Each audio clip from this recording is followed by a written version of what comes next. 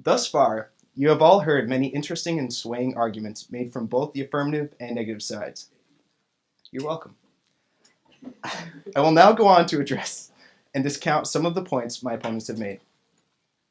To begin, a point my partner Alyssa made earlier was the bomb example. Jan addressed this. In that example, it was given that if you said the word bomb in an airport, it was not protected by the First Amendment.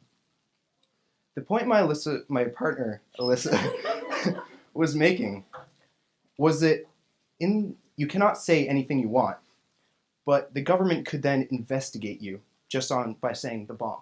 But you don't know the context or necessarily where you said it.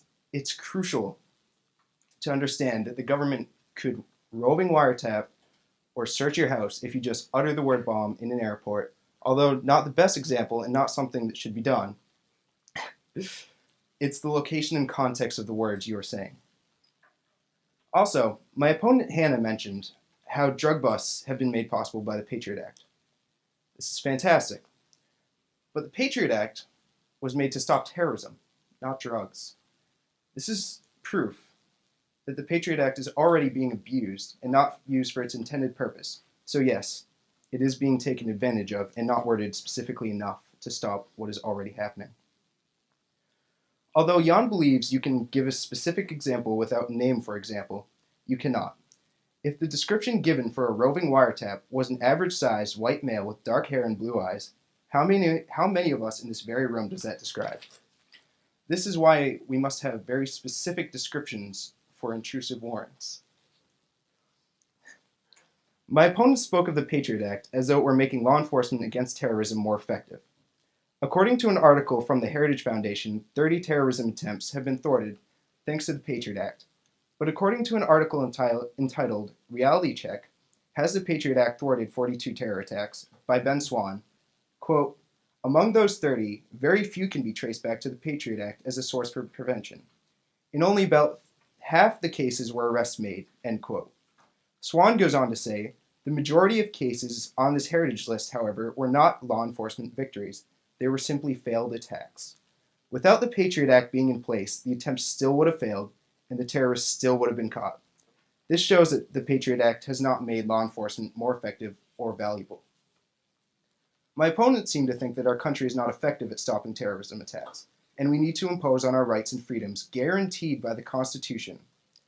I do not understand why we need to impose on our citizens' rights. Historically, there has been only one attack on the continental U.S. and 2 attacks in total against the United States in 236 years. Although our opponent Jan seems to think we have been defenseless, it sounds to me like we have a very strong defense system in place. So why do we have to strip our citizens' rights when we have been so effective at keeping our citizens safe while maintaining their rights? In 2011, the 112th Senate proposed a bill called Due Process Guarantee Act. This act was made, quote, to clarify that an authorization to use military force, a declaration of war, or any similar authority shall not authorize the detention without charge or trial of a citizen or lawful permanent resident of the United States and for other purposes, end quote. An excerpt taken from the bill itself made public by the United States Senate. Not only are many citizens in uproar about Section 412 of the Patriot Act, making mandatory detention of legal aliens legal, but our Senate is currently attempting to pass a bill that dismisses this section of the Patriot Act. Overall, you have learned that the Patriot Act is not only unconstitutional and empowers our government to the point of the loss of our freedom, but Senate, as well as other members of society, are actively moving against the Patriot Act in any way they can, including by creating laws. I ask that you all recognize the harm the Patriot Act has potential to cause, and you think over Benjamin Franklin's great words, quote, people willing to trade their freedom for temporary security deserve neither and will lose both, end quote. Thank you.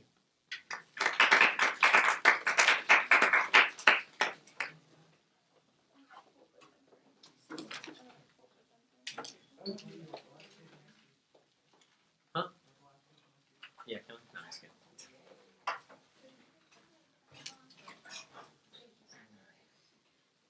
Okay, so